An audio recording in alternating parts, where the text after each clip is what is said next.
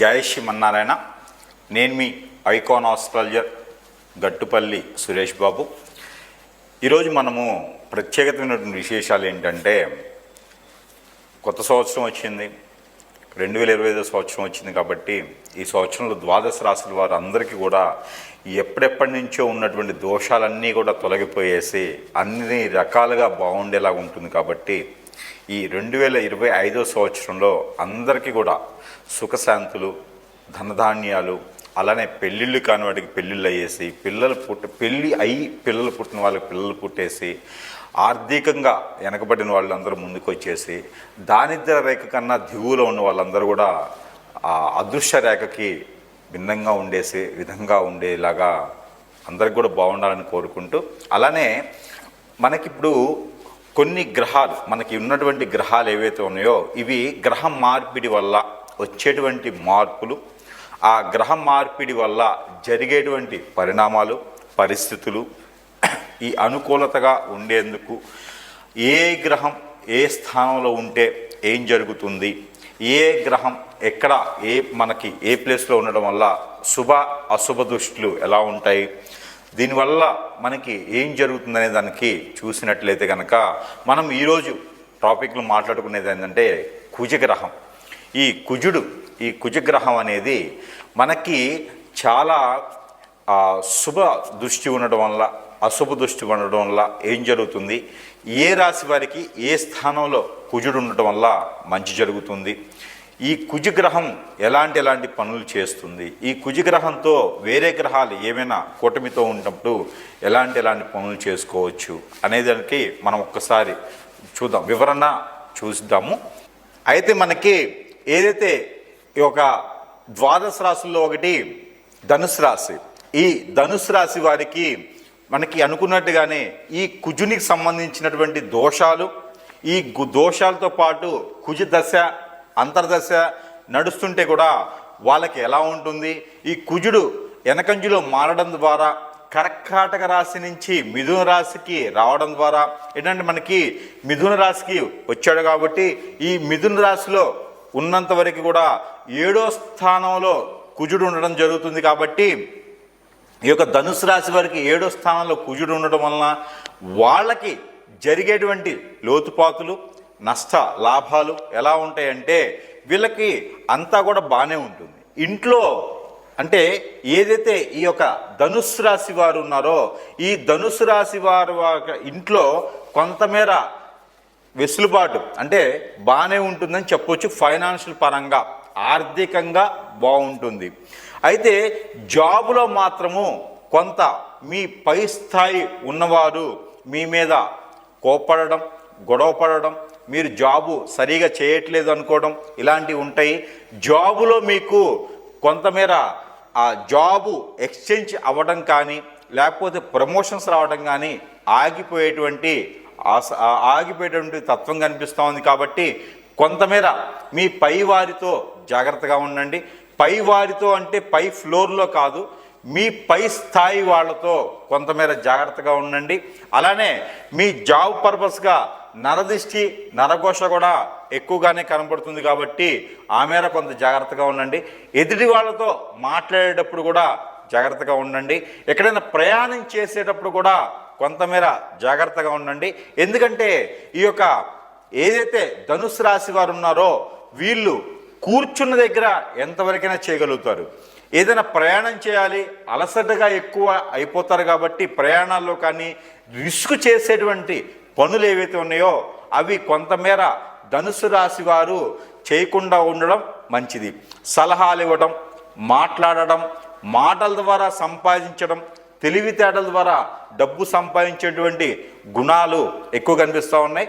అవి ఇప్పుడు ఎందుకు చెప్తున్నా అంటే ఈ కుజుడు కూడా 7వ స్థానంలో రావడం ద్వారా ఇలాగ డబ్బు వచ్చేటువంటి ఆస్కారం కూడా ఉంది. కాబట్టి ఆ మేర అందరూ కూడా ప్రయత్నం చేయండి. ఈ కుజుడు 7వ స్థానంలో ఉండడం వల్ల ఇంట్లో వాళ్ళందరూ కూడా మీకు సపోర్ట్ చేయడం, అలానే మీ దూర బంధువుల నుంచి సంబంధాలు కూడా కుదరడం, ఏదైనా లవ్కి సంబంధించినవి ఉంటే కూడా అవి కూడా మీకు ప్రసన్నవదనం అవ్వటం, అంటే ఈ లవ్వుకు సంబంధించినటువంటి మ్యారేజెస్ కూడా మీకు అయ్యేలా ఉంటాయన్నమాట. అందుకని చెప్పేసి ఆ దేవతని అదృష్టం కూడా మీ మీద ఉంటుంది.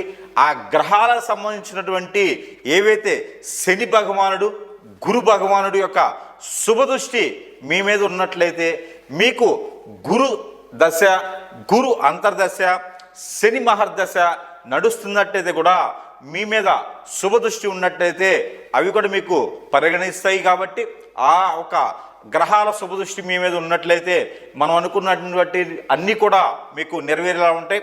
మీకు ఈ యొక్క కుజునికి సంబంధించినటువంటి శుభదృష్టి, కుజుడికి సంబంధించినటువంటి అశుభ దృష్టి మీకు తొలగిపోయేలాగా, అన్ని సానుకూలమైనటువంటి పనులు మీకు ఉండేలాగా, ఇంకా మరిన్ని మంచి పనులు అవ్వేదందుకు మీరు చిన్నపాటి పరిహారం చేసుకున్నట్లయితే మీరు రానున్నటువంటి ఏప్రిల్ 2వ తారీఖు 2025వ సంవత్సరం వరకు కూడా కుజునికి సంబంధించినటువంటి దోషం ఏదైతే ఉందో ఆ దోష పరిహార నిమిత్తం ఈ పాటి చిన్నపాటి రెమెడీ చేసుకోండి అందరూ. అయితే మనకి ఈ కుజుడు మనకి ఏదైతే మనం అనుకున్నట్లుగానే కుజుడు మనకిప్పుడు కర్కాటక రాశి నుంచి మిథున రాశికి వెనుకంజిలో ఉన్నాడు. కాబట్టి ఈ వెనుకంజిలో ఉన్నటువంటి కుజుడు వల్ల మనకి జరిగేటువంటి నష్టాలు కావచ్చు, లాభాలు కావచ్చు, ఈ కొన్ని రాశులు కొన్ని రకాలుగా ఉన్నాయి. కాబట్టి అలానే మనకి ఈ రాశి వారు కనుక ఈ పరిహారం చేసినట్లయితే ఖచ్చితంగా ఉన్నత స్థాయికి చేరుకునేలాగా, అలానే పంట భూములు కూడా బాగుండేలాగా, అలానే ఈ రాశి వారికి అన్ని రకాలు బాగుంటుంది. కాబట్టి ఈ చిన్నపాటి పరిహారం చేసుకోవడం వలన అన్ని రాశుల వారికి బాగుంటుంది. ఏ రాశికి ఆ రాశి మనం ఏంటంటే ఈ రాశి వారికి ఈ పరిహారం చేసుకోవడం ద్వారా చాలా బాగా పనిచేస్తుంది. కాబట్టి అన్ని రకాలుగా ఉన్నతులు అయ్యేదానికి బాగుంటుంది.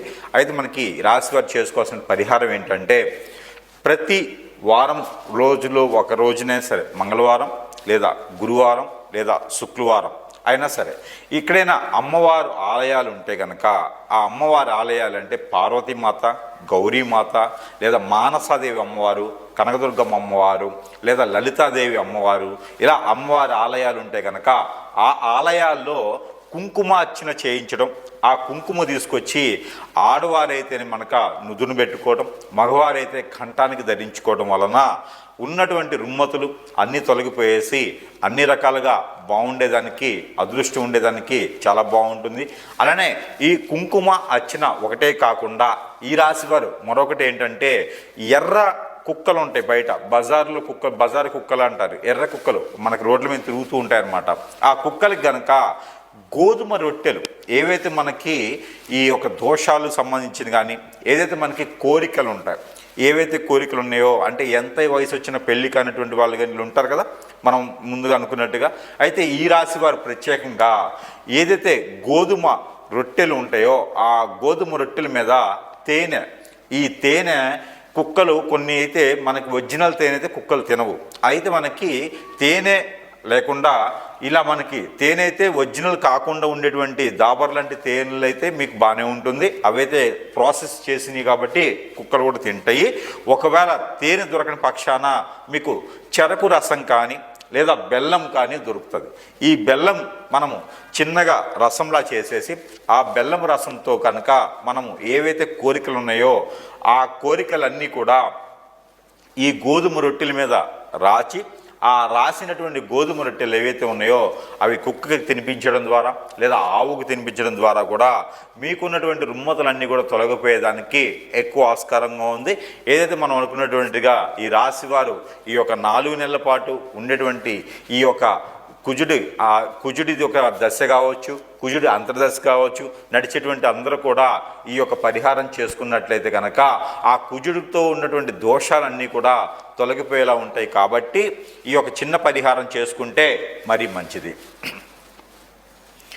అయితే మనం చెప్పుకున్నట్టుగానే ఈ రాశివారు కనుక ఈ చిన్న చిన్న పరిహారాలు చేసుకోవడం ద్వారా కుజుడి దశ ఉన్న, కుజుడి అంతర్దశ ఉన్న, కుజ దోషంతో ఎవరైనా బాధపడుతుంటే కూడా ఈ యొక్క చిన్న పరిహారం చేసుకోవడం ద్వారా ఆ కుజుడి నుంచి వచ్చేటువంటి చెడు దృష్టి ఏదైతే ఉందో ఆ చెడు దృష్టి కూడా శుభ దృష్టిగా మలుచుకునేందుకు అవకాశం ఉంటుంది. కాబట్టి ఖచ్చితంగా ఈ రాశి వారు ఈ యొక్క చిన్నపాటి ప్రయోగం, ఈ చిన్నపాటి పరిహారం చేసుకోవడం ద్వారా మంచి జరుగుతుంది. కాబట్టి ఈ చిన్నపాటి ప్రయోగం, ఈ చిన్నపాటి పరిహారం ఏంటంటే, ఏదైతే నవగ్రహాల్లో కుజగ్రహం అని ఉంటుంది, ఈ కుజగ్రహాన్ని గనక కందులు, ఏవైతే కందులు మనకి ఇంకా మహారాష్ట్ర కందులు అంటారు, అంటే ఎర్ర కందులు ఉంటాయి, మనకి ఎర్ర కందులు, ఎర్ర కందిపప్పు అంటారు. ఇవి దొరికినా మీకు మనం మామూలుగా తెలుగు రాష్ట్రాల్లో దొరికేటువంటి కందులు, కందిపప్పు అయినా ఏవైనా సరే, ఆ కుజునికి గనక 1 కిలోన్నర అంటే 1 కిలో తర్వాత ½ కిలో 500 గ్రాములు అంటే 1500 గ్రాముల కందులు గనక అక్కడ కుజగ్రహం మీద గనక ఉంచడమైనా, అభిషేకం చేసిన, 9 ప్రదక్షిణాలు చేసిన, 7 ప్రదక్షిణాలు లేదా 11 ప్రదక్షిణాలు చేసిన నవగ్రహాల చుట్టూతా ఈ యొక్క కందులు ఏవైతే ఉన్నాయో, కందిపప్పు ఏవైతే ఉన్నాయో ఇవి కుజుడి మీద ఉంచడం ద్వారా, అలానే ఎర్రని ఇవి మనకి ఆరెంజ్ కానీ లేకపోతే దానిమ్మ పండు అంటారు, ఈ దానిమ్మ పండు లేదా దానిమ్మ గింజలు ఏవైతే ఉన్నాయో, ఈ దానిమ్మ పండు, దానిమ్మ గింజలు, అంజీరు, ఈ అంజీరు పళ్ళు కూడా ఏవైతే ఉన్నాయో ఇవన్నీ కూడా మనకి జ్యూస్లా చేసుకొని ఆ జ్యూస్ కూడా మనం ఆ కుజుని గ్రహం మీద అభిషేకం చేసిన, లేదా కుజగ్రహం మీకు దగ్గర సమీప దూరం లేకపోతే ఈ కుజగ్రహానికి అధిపతి ఎవరైతే ఉన్నారో ఈయన వచ్చేసి సుబ్రహ్మణ్యేశ్వర స్వామివారు లేదా కుమారస్వామివారు లేదా అయ్యప్ప స్వామివారు లేదా ఇంకా చివరికి శివాలయంలో అయినా సరే ఇక్కడ మనకి అంజీరు పండుతో చేసినటువంటి జ్యూసు, అలానే బాదం పప్పుతో చేసినటువంటి జ్యూసు, అలానే మనకి ఏదైతే దానిమ్మ పండు అంటామో వాటితో చేసినటువంటి జ్యూసు, చివరిగా మనకి చెరుకు రసం, ఇవన్నీ కూడా కలగలుపుకొని మనం అభిషేకం అర్చన చేయించినట్లయితే గనక, ఏవైతే మీకు సమీప దూరంలో ఉన్నటువంటి నేను చెప్పినటువంటి విగ్రహాలకి అభిషేకం చేయడం ద్వారా అన్ని రకాల రుమ్మతులు తొలగిపోయేసి విదేశీ యానానికి వెళ్ళాలనుకున్నటువంటి ఎవరైతే ఉన్నారో వారు కూడా కుజదోషంతో బాధపడుతుంటే గనక వారు కూడా ఖచ్చితంగా ఈ యొక్క అభిషేకం చేస్తే, ఈ యొక్క పరిహారం చేసినట్లయితే కనుక అన్ని రకాల రుమ్మతులు తొలగిపోయేలా ఉంటుంది. కాబట్టి ఈ పాటి చిన్న ప్రయోగం, ఈ పాటి చిన్న ప్రయత్నం కూడా చేయండి. అలానే మనకి ఈ యొక్క రాశివారు కనుక ఈ చిన్నపాటి పరిహారం చేసినట్లయితే కనుక మీకు అన్ని రకాల కుజుడి నుంచి వచ్చేటువంటి లోపాలు, అన్ని రకాల కుజుడి నుంచి వచ్చేటువంటి శాపాలు అన్నీ కూడా మీకు పటాపంచలేలా ఉంటుంది. కాబట్టి మీలో ఈ రాశి వారికి ఎవరికైనా పెళ్ళిళ్ళకి అవ్వలేదా, లేదా పెళ్ళిళ్ళై పిల్లలు పుట్టలేదా, ఇవన్నీ కూడా మీకు కుజుని వల్ల వచ్చేటువంటి లోపాలే. కాబట్టి ఎలానో మనకి కుజదశి ఉంది, కుజ అంతర్దశి ఉంది, లేదా కుజుడు సమీప దూరంలో మీకు మనకిప్పుడు మిథున రాశిలోనే ఉన్నారు. కాబట్టి ఈ మిథున రాశిలో కుజుడు అనేది, ఆ మిథున రాశి కుజగ్రహం అనేది మీకు మంచి శుభదృష్టితో ఉంటుందన్నమాట. మిథున రాశి ఫ్రెండ్షిప్ అనమాట. అంటే అది ఇక్కడ మనకి మిథున రాశిలో కుజుడు ఉండటం వల్ల కూడా మంచి జరిగేదానికి ఉంది. కాబట్టి మీరందరూ కూడా ఈ రాశి వారు అంతే ప్రత్యేకించి ఈ చిన్నపాటి పరిహారం చేసుకోవడం ద్వారా ఆ ఒక ఏదైతే కుజుడి నుంచి వచ్చేటువంటి దోషాలు, ఆ శాపాలు కూడా అన్నీ తొలగిపోయేలా ఉంటుంది. కాబట్టి ఈ చిన్నపాటి పరిహారం ఏదైతే మీరు కుజుడి నుంచి వచ్చేటువంటి పరిహారం ఇచ్చుకునేందుకు ఆవాలను ఉంటాయి, మనకి ఇంట్లో కూడా దొరుకుతూ ఉంటాయి, మన కిచెన్ సామాన్లు వాడుతూ ఉంటాము. ఆవాలు అని ఉంటాయి. ఈ ఆవాల్లో తెల్లవి ఉంటాయి, మనకి రెగ్యులర్గా వాడుకునేటువంటి బ్రౌన్ కలరు, నల్లవి, అనేక రకాల ఆవాలు ఉంటాయి. ఈ ఆవాలు ఒక 100 గ్రాములు తీసుకోండి, ఏ ఆవాలైనా పర్వాలేదు. ఆవాలు ఒక 100 గ్రాములు, అలానే మనకి గసగసాలు ఒక 50 గ్రాములు, అలానే మనకి రాగులు అని ఉంటాయి, మనకి చిరుధాన్యాల్లో ఒక ధాన్యం రాగులు. ఈ రాగులు కూడా కుజుడికి మహా ఇష్టం.